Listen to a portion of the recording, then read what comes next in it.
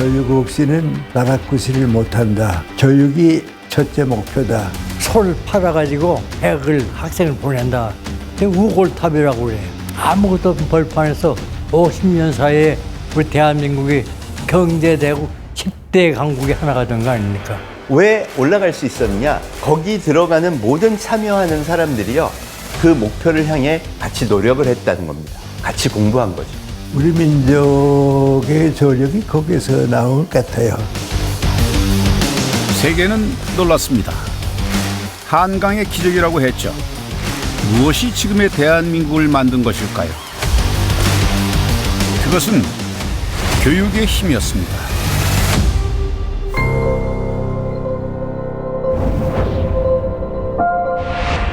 조선왕조 500년 역사의 심장인 경복궁. 이곳에 귀중한 보물들이 모였던 한 전각이 있습니다. 경복궁 북쪽에 자리한 곳.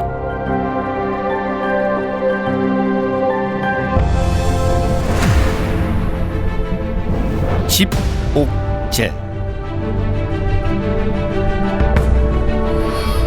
옥과 같은 보물을 모아놓은 집.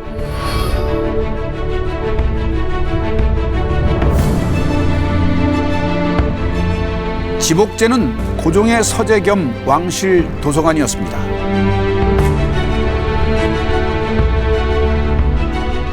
고종이 옥같이 아끼던 보물은 바로 즐겨보던 책. 이 도서라는 게 옥 같은 보물이라는 거예요. 우리의 지혜를 주고 지식도 주는 이 도서, 책이 바로 옥 같은 보물이라 옥을 모아놓은 공간이 도서관이 집옥제라는. 조선 말기 고종은 집옥제에서 국정에 대한 생각을 가다듬었습니다. 외국 사신들을 접견하기도 했던 이곳에는 개화기 조선을 이끈 고종의 고뇌와 신념이 담겨 있죠.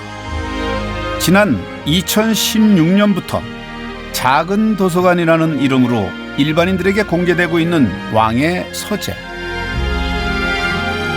옥같이 귀한 보물들이 모인 집옥제에서 고종은 무엇을 꿈꿨던 것일까요? 백성을 가르치지 않으면 나라를 굳건히 하기가 매우 어렵다. 세상 형편을 돌아보면 부유하고 강성하여 독립하여 웅시하는 여러 나라는 모두 그 나라 백성의 지식이 계명했다. 지식이 계명함은 교육이 잘됨으로써 말미암은 것이니 교육은 실로 나라를 보존하는 근본이다. 백성에게 교육이 필요하다고 생각한 고종은 집옥제에 약 4만 권의 책들을 모았습니다.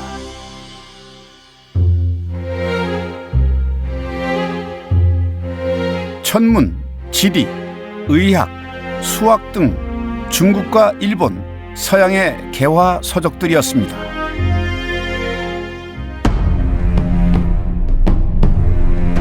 밀려오는 서구 열강과 호시탐탐 조선을 노리는 주변국들을 대응해야 했죠. 부국 강병의 길을 개화 서적에서 찾고자 했던 고종은 1895년 관보의 역사적인 조서를 하나 발표합니다.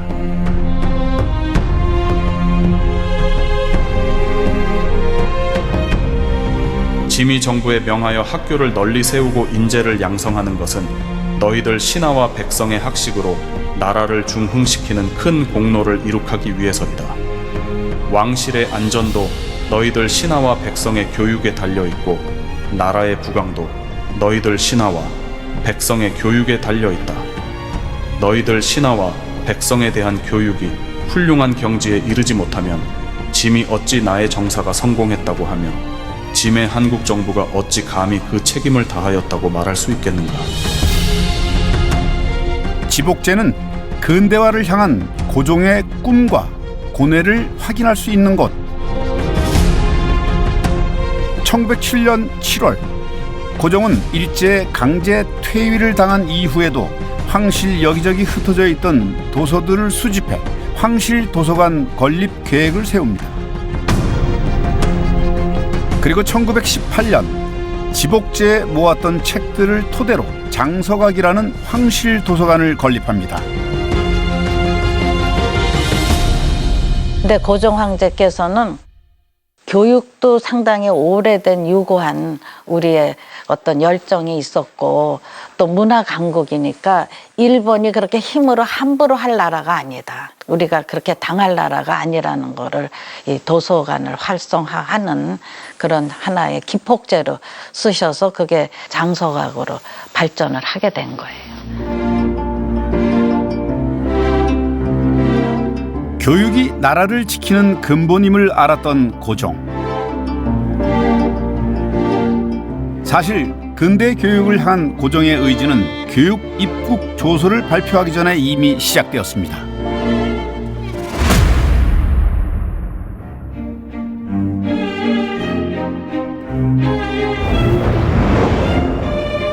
지금도 덕수궁 인근에서 그 흔적을 만날 수 있는 유경공원.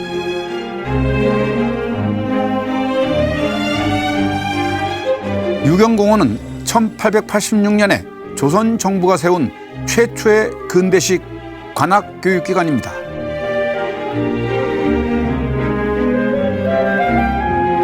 미국에서 호머 헐부트 등 원어민 교사 3명을 초빙했고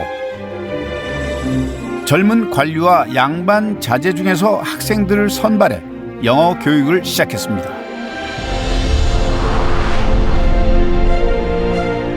그리고 이 시기 지금의 서울 정동 일대에 외국인 선교사들이 설립한 근대식 교육기관들도 속속 문을 열었습니다.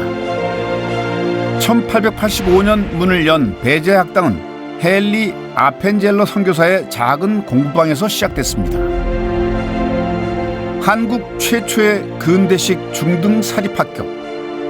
고종은 인재를 키우고 배우는 곳이란 뜻으로 학교명 배제를 직접 지어 현판을 하사했습니다. 초대 대통령 이승만, 민족 시인 김소월, 국어학자 주시경 선생도 이곳 배제학당 출신이죠. 당시 선교사가 세운 여성 교육기관도 등장했습니다. 1886년 정동 언덕 위에 지어진 이화학당.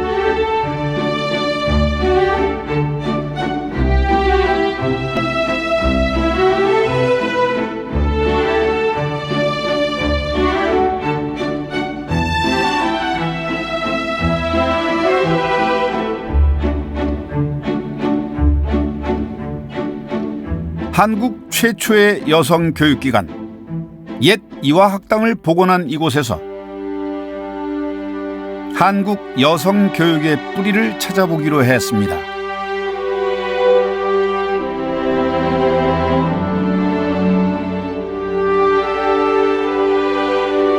위원장님 안녕하세요. 안녕하세요. 반갑습니다. 네.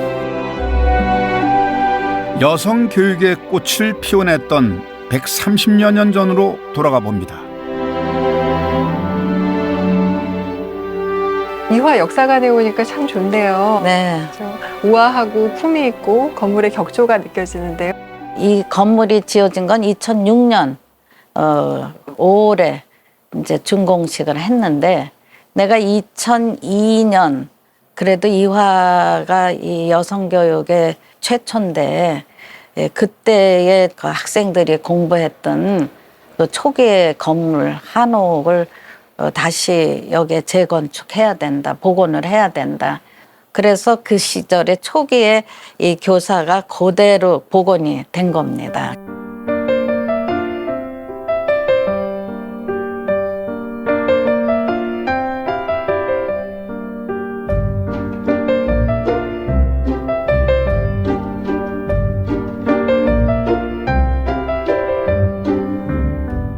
여성이 교육을 받는 것은 상상조차 할 수 없었던 시대. 여성들에게 배움의 문을 열어준 이는 미국인 선교사 메리 스크랜튼이었습니다. 지금이야 여성의 대학 진학률이 80%가 넘었지만 이화학당이 세워질 당시에 학생들 모집하는데 굉장히 어려웠다면서요. 네, 아주 굉장히 어려운 게 그 시절에는 이제 여성은 항상 안에 있어야 된다는 내외법이 있었고 거기다가 또 이제 이런 서양인에 대한 배타의식이 있었어요. 뭐 가까워 방문을 해도 문 닫아버리고 절대로 내 아이 못 준다. 그러니까 여러 가지 의심이 서양인한테 내 아이를 맡기면은 노예로 팔아간다든가 그런 사회적 인습에서 상당히 어려웠습니다. 지금에야 이렇게 여성 교육에 대한 철학이 다양하게 슬로건으로 정착됐지만 메리 스크랜튼 여사가 이화 학당을 설립할 당시 인재상은 어떠셨고 또 여성 교육에 대해서 어떤 가치관을 가지셨는지. 그러니까 그 시절은 뭐 여성은 뭐 공부시킨다는 그런 어떤 염두도 못 뒀을 때인데 스크랜턴 선교사께서 1885년에 아펜셀라 목사님, 언더우드 목사님이랑 같이 한국에 들어오셨어요. 그런데 보니까 너무 여성들의 환경이 열악한 거예요. 그래서 이분은 제일 시급한 게 여성이 깨어나야 되겠고 여성이 귀한 인재로 대우를 받아야겠다 하는 데서 우선은 교육을 통해서 깨어나게 하는 그런 희망을 줘야 된다는 그런 사명감을 가지셨어요. 그래서 스크랜턴 선생님께서 이 이화학당을 세우실 때 뭐라고 말씀하시냐면 나는 서양인을 만들자고 온 게 아니다. 완전한 한국인으로서의 역할을 할 수 있는 긍지를 심어주기 위해서 나는 이 교육을 펼치는 것이다. 애국심을 고취시켜 준 거예요. 그 시절이 나라가 바람 앞에 등불이 돼가는 시절이었잖아요. 그럴 때 내 나라 이런 것의 정신을 굳건히 심어준 이 선교사 선생님들 여러 정말 독립운동가들이 이화에서 많이 배출이 됐을 뿐 아니라 그리고 이제 그 옆이 배제학당인데 배제학당의 아펜셀라 목사님의 집사였던 박에스터의 아버지가 김점동이에요. 원래 이름이. 김점동을 데리고 스크랜턴 선생님한테 찾아왔는데 보구여관이라는 여성 전용 병원이 또 이화학당 구내에 생겼어요. 그래서 워낙 똑똑하니까 1년 만에 영어를 잘 해가지고 통역을 하게 된 거야. 그래서 옆에서 이제 이 통역을 하는데 이 서양 의술도 고치니까 여의사의 꿈을 갖게 됐고 나중에 이제 볼티모어 대학에서 의사 공부를 해가지고 최초의 여의사 자격증을 받아가지고 남성의 전용물이었던 전문 분야에서 가장 최초를 열게 해준 그런 토양도 이화에서 심어준 그런 정신이 아닌가 그렇게 생각합니다. 130여 년 전 이화학당은 여성 교육의 출발점이었습니다. 이후 보다 많은 여성들에게 배움의 기회가 주어졌고 이 땅에 수많은 여성들이 교육을 통해 깨어났습니다. 무지의 세계에서 여성에게 교육이라는 거는 하나의 점을 찍어도 그게 계속 파문이 일어나는 거잖아요. 이화학당뿐 아니라 이제 많은 선교사들과 함께 이제 여학교들이 많이 생기잖아요. 이런 인식들이 1898년에 여권 통문이라고 거기에 이제 가장 큰 목표와 이 이슈가 첫 번째는 여성에게도 정치 참여의 기회를 달라. 그러니까 구국운동에 앞장설 수 있는 기회를 달라. 두 번째는 여성에게도 직업을 할 수 있는 그런 기회를 달라. 또 세 번째는 교육에 평등하게 참여할 수 있는 기회를 달라. 사립학교는 그래도 여성들이 지금 시작되고 있는데 국가에서 해라. 공적으로 관립 여학교를 세워라 하는 거를 막 덕수궁 그 대한문 앞에서도 막 그 호소를 하고요.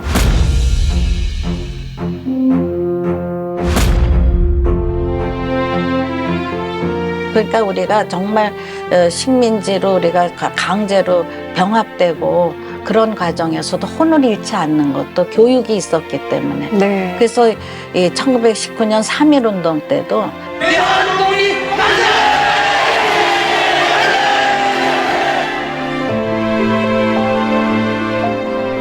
정말 전국 방방곡곡의 남녀노소들이 다 했을 때 이 여학교에서 상당히 많이 나갔잖아요. 정말 총칼 앞에서 절대로 굴하지 않는 만세운동을 하는 여학생들의 모습을 보고 외신 기자들이 놀랬다는 거 아니겠어요? 네. 지금의 이런 여권 신장은 수많은 선배들의 그리고 조상들의 희생이 있었다는 게 새삼 느껴집니다. 그렇다면 근대 교육이 지금 현재 한국 여성들에게 어떤 변화를 가져오게 했을까요? 그러니까 1880년대에 처음으로 여성이 공적인 교육의 기회를 평등하게 받은 거예요.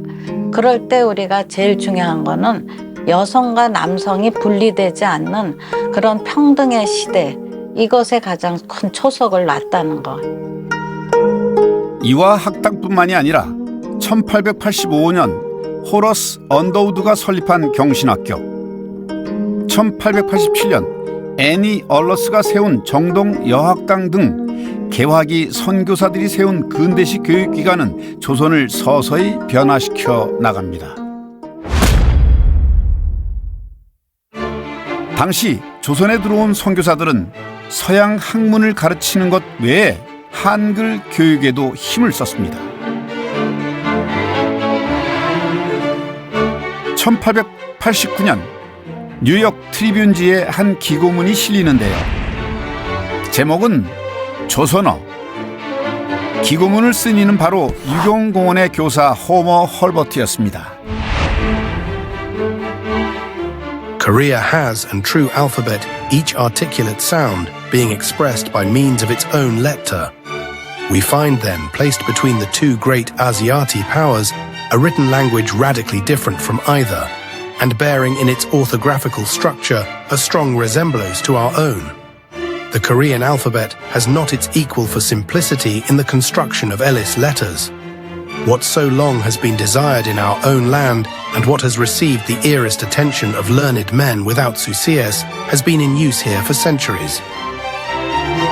조선에 근대식 교과서가 부족하다는 것을 깨달은 호머 헐버트는 직접 한글을 배워 조선 학생들을 위한 교과서를 집필했습니다. 한국 최초의 한글 세계 지리서 3인 필지였죠. 교과서 집필을 위해 조선어를 익히고 한글의 우수성을 세계에 알렸던 호머 헐버트. 그리고 개화기 한글 교육을 이끌었던 또 한 사람, 국어학자 주시경 선생입니다. 1894년 배재학당에 입학, 이후 독립신문의 국문판을 담당하며 한글 보급에 힘썼고 현대 한국어의 기틀을 마련했습니다.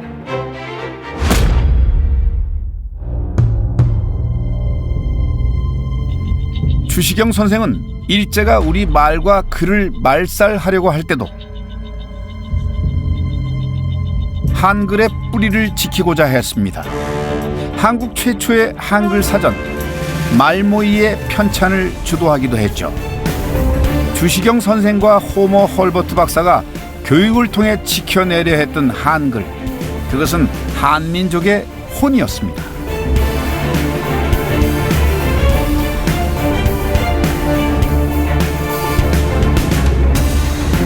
격동의 시기, 신식 교육과 함께 근대화로 나아갔던 조선.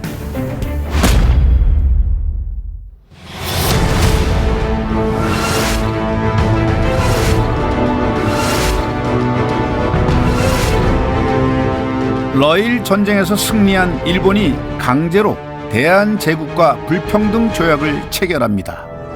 이른바 을사늑약. 조선의 백성들은 위기에 처한 나라를 구하고 싶었습니다. 지식인과 지역 주민들이 힘을 모아 전국 곳곳에 민간 사립학교를 세워나갔죠. 서울의 오산중학교는 교육으로 국권을 회복하고자 했던 교육 구국 운동의 정신이 이어지는 곳. 서울이 아닌 1907년 평안북도 정주에 처음 세워졌습니다. 1907년 평양에서 우연히 도산 안창호의 연설을 듣게 된 남강 이승훈. 나라를 지키려면 교육을 통해 국민이 새 사람이 되어야 한다는 내용이었습니다. 바로 그해 12월 24일 이승우는 전 재산을 정리해 오산학교를 세우죠. 지금 나라가 날로 기울어져 가는데 우리가 그저 앉아있을 수만은 없습니다. 총을 드는 사람, 칼을 드는 사람도 있어야 할 것입니다. 그러나 그보다 더 기묘한 일은 백성들이 깨어나는 일입니다. 세상이 어떻게 돌아가는지를 모르고 있으니 그들을 깨우치는 것이 제일 급선무입니다. 도산 안창호도 1908년 평양에 대성학교를 설립합니다. 항일 구국신문이었던 대한매일신보에도 대성학교 같은 곳들이 전국 각지에 설립되어야 한다는 논설이 실리기도 했습니다.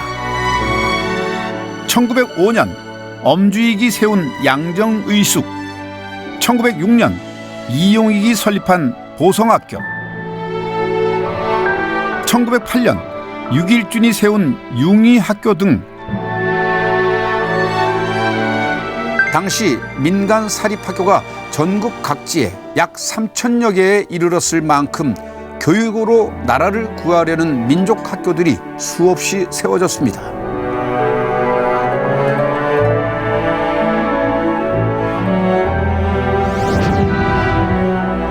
민족 지도자들은 교육을 통해 애국 청년들을 길러내는 것이 국권 회복의 길이라 여겼고, 당시 본물 터지듯 설립된 민간 사립학교들은 민족을 깨우고 인재를 양성하며 수많은 독립운동가를 배출했습니다. 아는 것이 힘이다. 교육 보국운동을 하는 거고 교육 구국운동을 한 거예요. 그러니까 오산학교의 이승훈 선생께서 처음에 개교사가 우리가 모르니까 남이 우리를 무시하는 거 아니냐, 알아야 뭔지를 알고 막을 수도 있는 것이다 하면서 그것은 교육밖에 없다. 그러나 끝없는 일본의 야욕에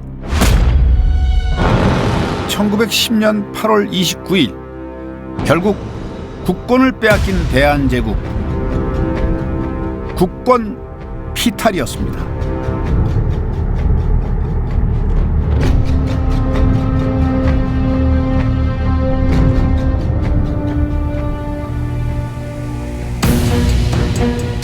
일본은 조선 총독부를 설치합니다. 초대 총독은 데라우치 마사타케. 그는 제1차 조선교육령을 공포하고 조선에 대한 교육 침략을 본격화합니다.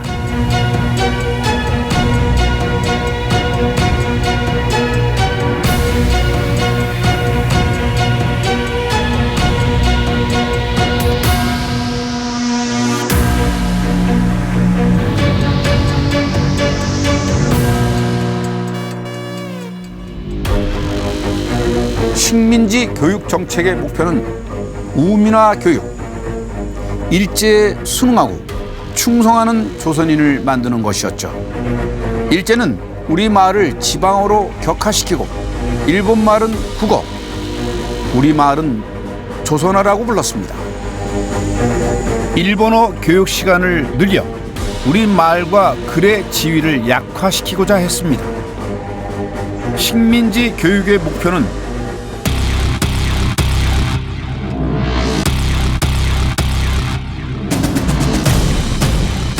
전쟁에서 싸울 군인을 만드는 것.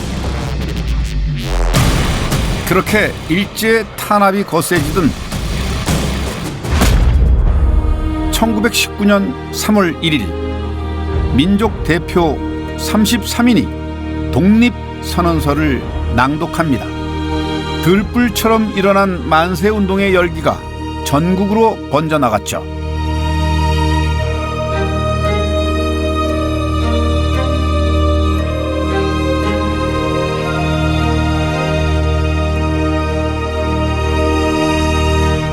(3.1운동) 이후 조선 총독부는 통치 정책에 변화가 필요했고 제3대 총독 사이토 마코토가 부임합니다.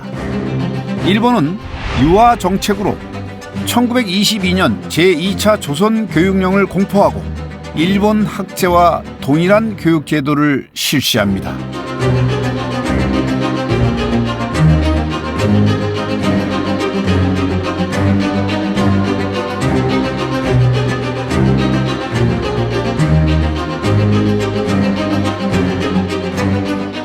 기만적인 문화 통치의 시작이었습니다. 1930년대부터 일본은 군국주의의 길로 들어섭니다. 조선인을 신민, 즉 일제히 백성을 만들려는 황국신민화와 한민족의 뿌리와 정체성을 없애려는 일제히 민족 말살 정책이 더욱 거세집니다.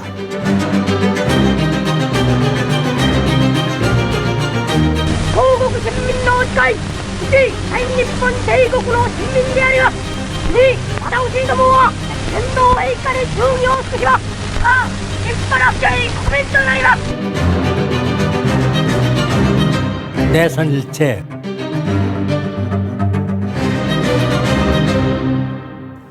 일본이나 조선은 하나다 뭐 그런 식으로 교육을 시켰어요. 이름도 전부 일본식으로 바꾸게 하고 바꾸지 않으면은 쌀백을 안 줘요. 그러니까 할 수 없이 이름을 전부 다 이제 일본식으로 바꾸는 거죠.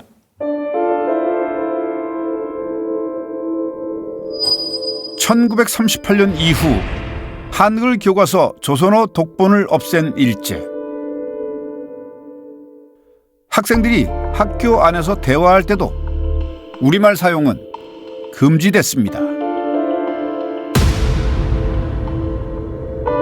학교에서 신사참배를 강요하고 거부하는 학교들은 문을 닫아야 했습니다. 숭실학교는 그 당시 일본 정부가 요구하는 신사참배를 하지 않아서 폐교시킨다 그래요. 고민하게 되는데 내가 지금도 생각이 나는데 윤동주 시인 만나서 넌 어떡할래? 그랬더니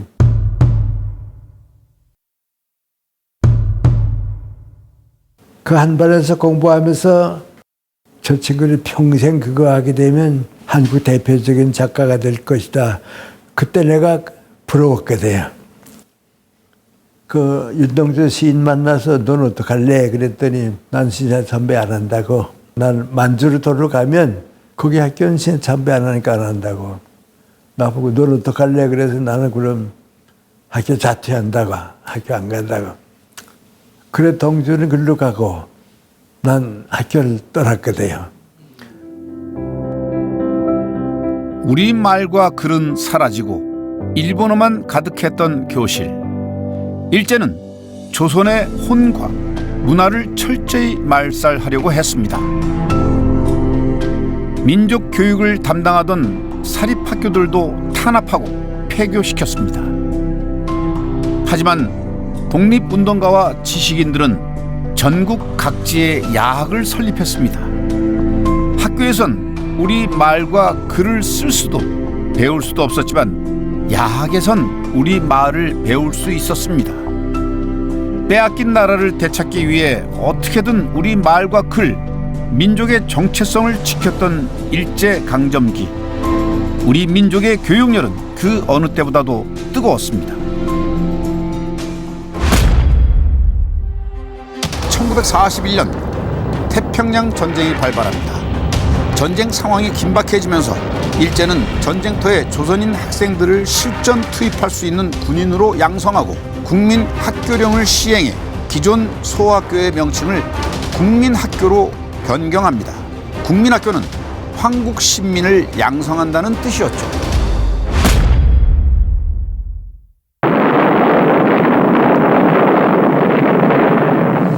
조선 동포 여러분, 일본은 포츠담 선언 조건을 완전히 접수하였습니다. 일본은 항복했습니다. 조선은 드디어 광복을 맞이하게 되죠.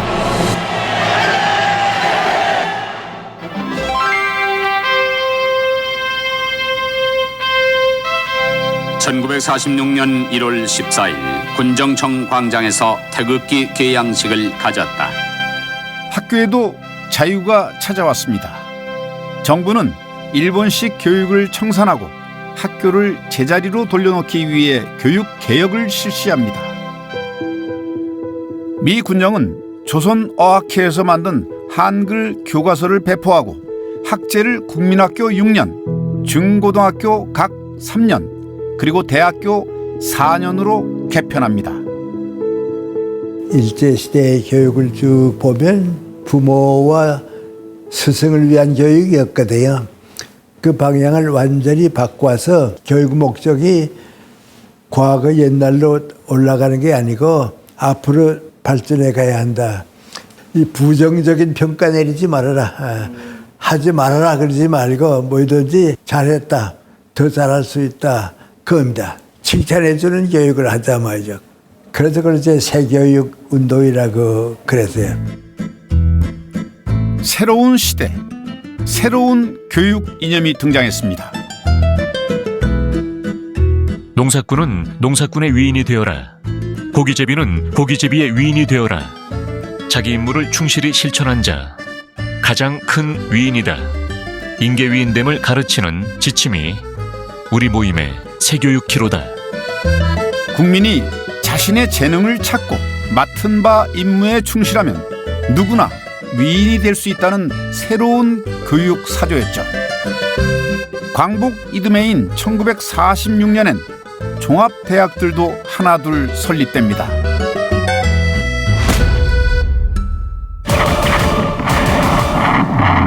광복의 기쁨도 잠시 1950년 6.25 전쟁이 발발합니다.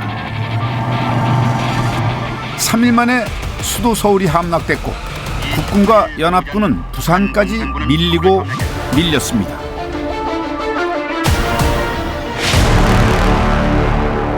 예기치 않았던 전쟁이 지금 생긴 거예요. 전부 피난해가지고 난 부산, 대구, 진주, 고 영역 밑에 그만 대한민국 땅이고 나머지 전부 이북 땅이 됐었어요.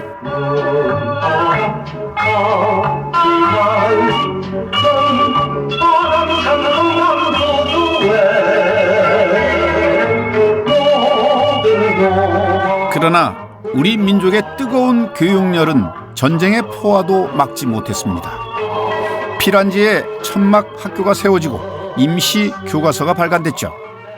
미국에 사변 날 때 내 대학교 3학년 때거든요. 학교에서 전부 피난 가는 거죠. 내가 부산에서 졸업을 했어요. 졸업하고 난 뒤에 성신여고 그가 그때 피난 나와 있었어요. 그래서 고등학교 3학년 13명밖에 없어. 그래서 그 13명 놓고 참 열심히 강의했어요. 그 부산 아파트 옥상에 천막 세워놓고 거기서 강의하는 거죠. 거기에도 우수한 학생들이 생겨요. 고등학교 13명 졸업생 가운데 3명을 대학에 보냈어요. 전쟁 중에도 배움의 열기는 뜨거웠습니다.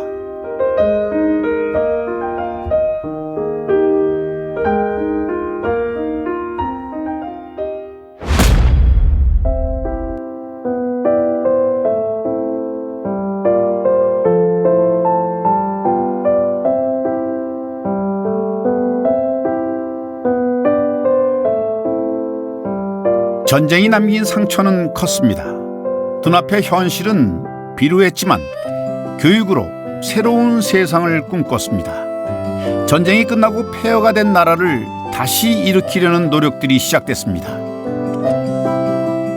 문교 행정을 살피면 4283년 6월 1일부터 국민학교 6년간의 의무교육을 실시하려 했던 바 6.25 사변으로 일시 중단될 위기에 있었으나 정전 협정 직후인 1954년 이승만 정부는 의무 교육 완성 6개년 계획을 추진합니다. 학령 아동들의 취약률을 높이고 교육을 통해 국가 도약을 이루겠다는 것이었죠. 저는 우리나라 교육을 생각할 때 교육혁명이 있었다고 생각을 해요. 우리나라가 해방된 후에 의무교육을 실시했어요. 그게 나는 혁명이라고 봅니다. 그렇게 함으로 해서 모든 국민들이 글자를 깨우치고 문명국의 길로 접어들었어요.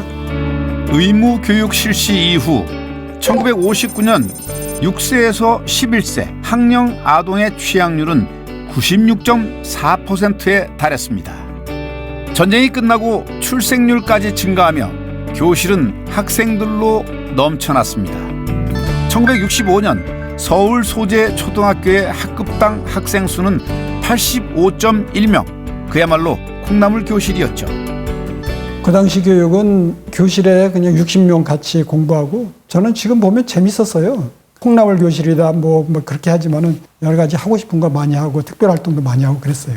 물리적으로는 콩나물 같이 보였을지 몰라도 정신적으로는 훨씬 더 여유로운 교육이었다고 생각을 해요.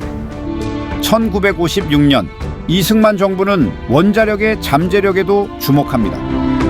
미국과 원자력 협정을 체결, 우수한 과학 인재들을 선발해 원자력 선진국으로 유학을 보냅니다. 하지만 대한민국은 여전히 후진국이었습니다. 가난에서 벗어나 잘 사는 나라가 되어야 했죠.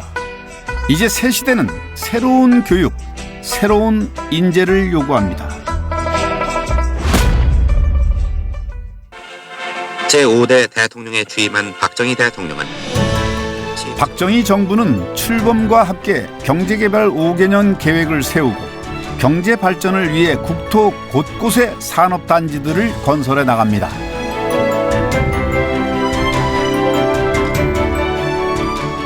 키스를 세우고 최첨단 연구소가 여러 개 쓰지 않습니까? 과학기술 그 도움이 결국 우리나라 경제 발전에 크게 기여했다고 생각을 해요.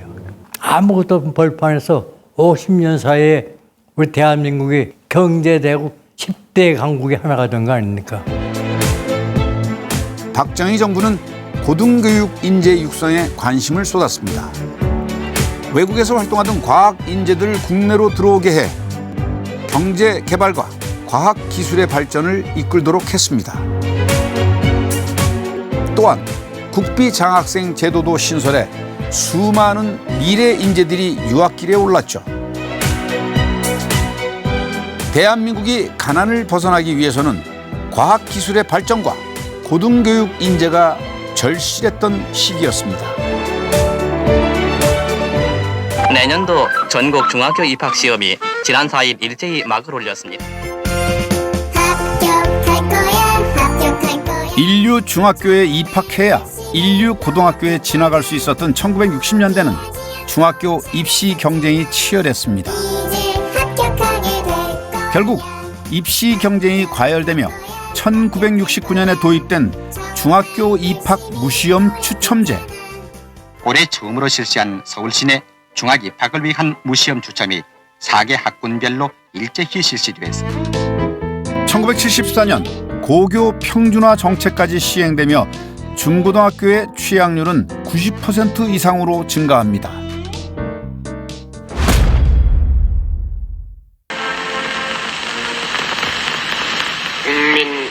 국민교육헌장 1970년대 교육 이념의 근간은 국민교육헌장이었습니다. 우리는 민족 중흥의 역사적 사명을 띠고 이 땅에 태어났다. 조상의 빛난 얼을 오늘에 되살려 이에 우리의 나아갈 바를 밝혀 교육의 지표로 삼는다. 수업 시작 전 학생들은 393자의 국민교육헌장을 다 함께 낭독했습니다. 국민교육헌장은 경제개발 5개년 계획과 함께 한국의 근대화에 적합한 인재를 양성하려는 목표가 있었죠.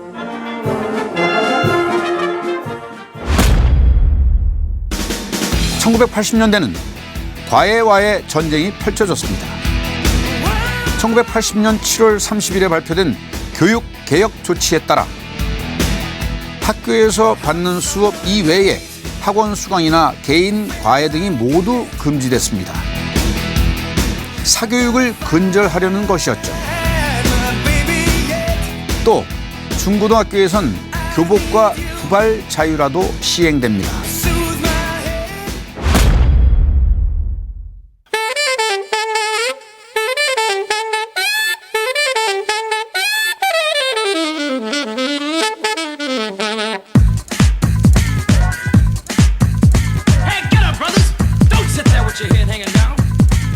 학력고사는 학생이 대학에서 학업을 수행할 능력이 있는지 알아보는 시험이었습니다.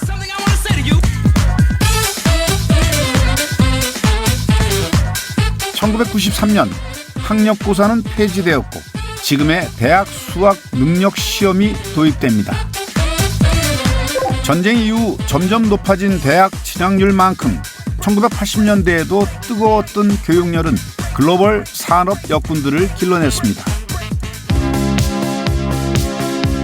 기업의 직장인이 되거나 상사 주재원 등이 되어 세계로 뻗어나갔습니다. 한국은 산업사회의 주역들과 함께 한강의 기적을 일궈냈습니다. 1969년 1인당 실질 국민총소득 221달러, 1994년엔 1168달러로 한국의 놀라운 경제성장, 그 뒤에는 오랜 역사에서도 확인했듯 남다른 교육열이 있었습니다.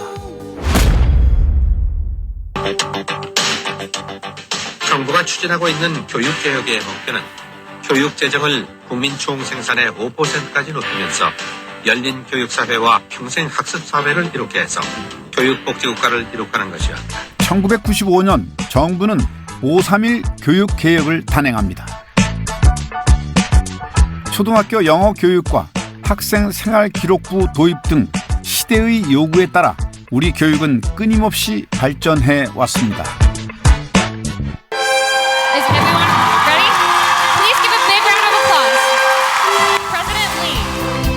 지난 2009년 당시 미 국무부 장관이었던 힐러리 클린턴이 한국을 찾았습니다. 여성의 사회 참여를 강조했고 한국 여대생들의 생각도 듣는 자리였습니다. These advances coincided with Korea's transformation from an undeveloped nation to a dynamic democracy, a global economic power, and a hub of technology and innovation. The inclusion of women in the political and economic equation, calling on those talents and contributions from the entire population, not just the male half, was essential to the progress that this country has made. So I don't think it's enough that people deal with me.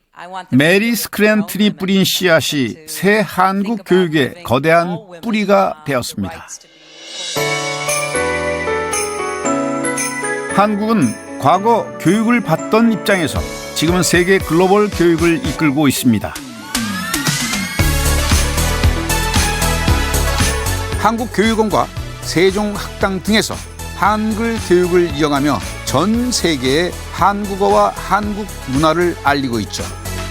일본, 태국, 미국, 영국 등 전 세계 22개국에서 47개원이 운영되며 재외국민의 한글 교육을 담당하는 한국교육원.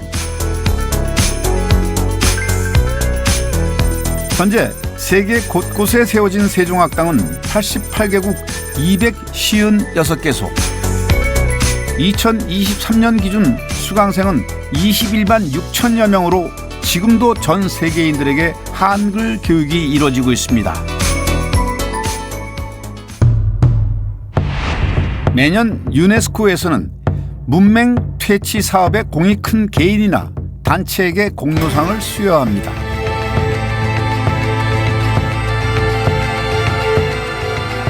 이름하여 세종대왕 문해상.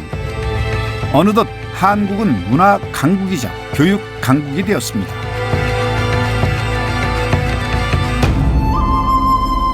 우리 교육은 지금까지 참 많은 것들을 이뤄냈습니다. 하지만 숙제도 많이 남아있죠. 과학기술, 우주항공, 문화예술, 스포츠 분야 등 교육이 담당해야 할 인재들이 점점 다양해지고 있고 이제는 학교 교육뿐만이 아니라 전 생애에 걸쳐 평생 학습도 중요해지면서 교육의 지평이 넓어지고 있는데요. 교육은 한국을 지탱해온 뿌리이자 거대한 줄기. 앞으로 우리 교육은 어디로 가야 할까요? 이 질문에 답을 하고자 지난 2022년 9월 27일 교육의 비전을 수립하는 곳이 출범했습니다. 교육의 100년지 대계를 내다보고 10년 단위의 중장기 교육 정책을 수립하는 대통령 소속 국가교육위원회. 모두가 함께 성장하고 모두가 함께 희망을 키우는 교육. 미래 교육의 비전을 제시하기 위해 국가교육위원회는 고심하고 있습니다. 7차 토론회는 국가교육위원회의 그한 활동 성과와 함께 대국민 현안 인식조사도 함께 했습니다. 미래 교육의 바람직한 방향을 모색하기 위해 아무리 시대가 변해도 잡아야 될 기본 가치가 있다고 생각합니다.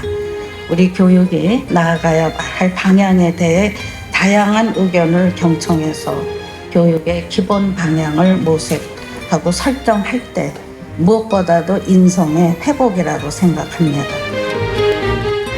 과연 한국의 미래 교육은 어떤 모습일까요? 교육을 통해 모두가 행복해지는 세상.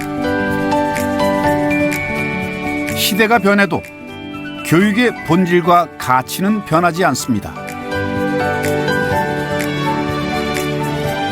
국민과 소통하며 교육의 본질을 같이 고민하는 국가교육위원회는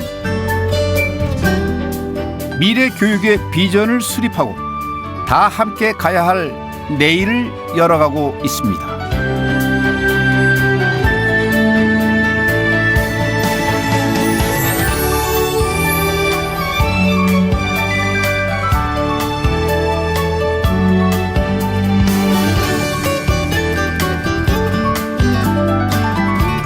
이제 한국은 새로운 교육의 물결이 밀려들고 있습니다.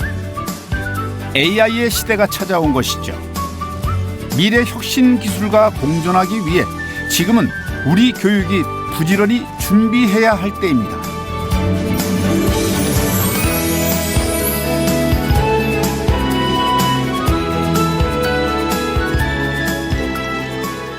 우리 대한민국의 교육이 그 새로운 그 패러다임 전환의 변곡점에 와 있다고 생각합니다. 지금 교육을 어떻게 하느냐에 따라서 이제 미래 세대들이 정해지고 대한민국의 미래가 결정되는데 우리나라는 내년부터 AI의 바탕을 둔 그런 디지털 교과서 나오면서 AI 시대에 가장 필요한 인재상은 질문을 잘하는 사람이다 이렇게 얘기를 합니다. 궁극의 끝에는 뭐가 있냐 하면 생각의 힘이 있습니다.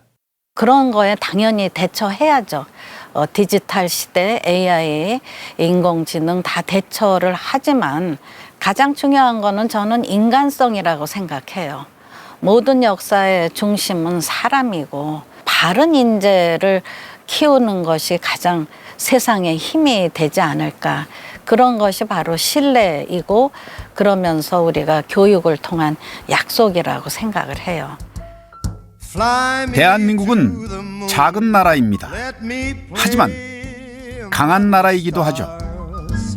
교육의 숲에서 자라난 인재들이 이 땅을 채우고 다시 세계로 뻗어나가길 우리 모두가 꿈꿔야 합니다. 인간이 어떻게 살아가는 참다운 길을 만들어주고 더 길게, 더 넓게, 더 높게 성장시켜주는 게 교육의 사명이라고 생각을 합니다.